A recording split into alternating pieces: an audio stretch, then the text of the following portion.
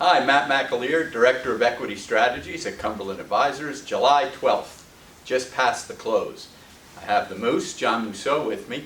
Wanted to bring John on to get some commentary on the little relief we got in yields backing up this week. As you know, 3 weeks ago, John was on, and as a hat tip to John, I'll mention he wasn't buying in to the automatic 2-3 Fed rate cuts. Cautioned against that, thought maybe we had gotten over the top on that kind of headline news. So I wanted John just comment on some of the things he's seeing bond-wise for a moment or two, and then we'll review some of the equity action. Thanks, Matt. If you remember a few weeks ago, we did talk about the Fed cutting rates, and our view was that, boy, the economy's in pretty good shape with a very good, healthy stock market, 3.6% unemployment, 3% growth, and inflation hovering around 2, not really changing a whole lot. Indeed, we started to see a little bit of a backup in rates, small but steady.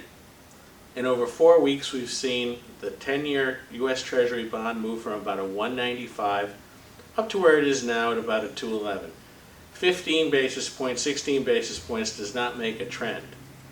But what it is signaling is that we have been bouncing around that 2% level with a bias towards moving higher in the last few weeks. And I think that's giving the Fed some room to pause, and maybe they do cut once, but the idea that you're going to see multiple cuts and that the economy is in some kind of recessionary mode, I think that's starting to take a back seat. Indeed, we've even seen some better news out of Europe, and European growth numbers starting to look better. So the scenario has changed in a few weeks, and we think combined with maybe a heavier calendar on the muni side, we could start to see a little bit of relief and get a little bit higher in yields, which would be very good for bond investors. You bring up Europe, John, and we were focusing on Europe, if you recall, last fall, where we saw Germany fall under 0% to negative rates in their 10-year. Interesting that we kind of followed that German 10-year up in yield. That's Got right. as low as minus 35 basis points last week, Right. and I think closed today around minus 20 Minus basis 20, points. so it's less negative. Less negative, right. You have to pay the government, German government, less Right. to own the 10-year. So other things to just take a quick peek at. Let's stay on international for a moment. Let's stay on Europe. The European news has been really poor for, let's call it 18, 24 months. But something we've been talking about on the video is that stocks in Europe have started to discount that news and put in higher lows and show some lift. Now, 3 months after Europe starts showing some lifts in the equity market, yields start coming up. So perhaps what we have here is a reaction to better news economically in Europe, and after trading going back to April at the same levels they've traded at for 5 years, maybe it's time for Europe to get a little bit of a run here. That would be healthy for the global markets. Asia's been solid, retreated in May, early June, and then has rallied back to its February-March point. We'll see what that brings over the next 3, 4, 5 weeks. Domestically, constructive. We don't want to get too far over our skis, too far beyond our headlights, but you have to like what we've seen the last 2 or 3 weeks. Something we talked about on our morning call probably 2 Mondays ago. We have a strategy call every Monday morning, fixed income, equities, we touch on commodities, global, domestic.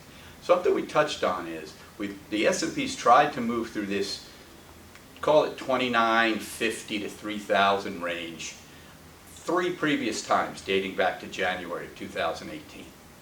This time, as it's trying to get through that range, is a little bit different than the previous times in terms of momentum.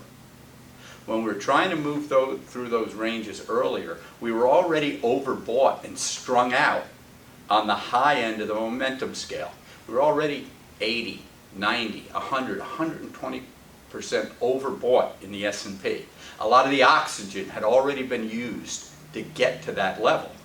This time, dating back 2 and 3 weeks ago when we were trying to fight through that 2940, 2950, we were only 25, 30% overbought. That's normal trading action.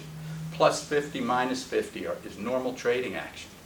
What that tended to tell us is there's still some oxygen to push this market higher. The buyers are not already fully in. So those are some of the things we look at on a weekly basis. Now, that was 3 weeks ago. Today, those momentum numbers have moved higher. We may have to pause here. What we'd love to see is the S&P to continue higher and get the reaction we saw this week out of some of the other indexes. Dow Jones outperformed the S&P this week by, let's call it 60, 65 basis points. Equal weighted, holding its end up against cap weighted. Mid cap trading with a bid. What that's trying to tell us is the breadth is good in the equity market. Multiple sectors working. We're not just relying on the 10 largest companies cap-wise in the S&P 500 to drive us higher.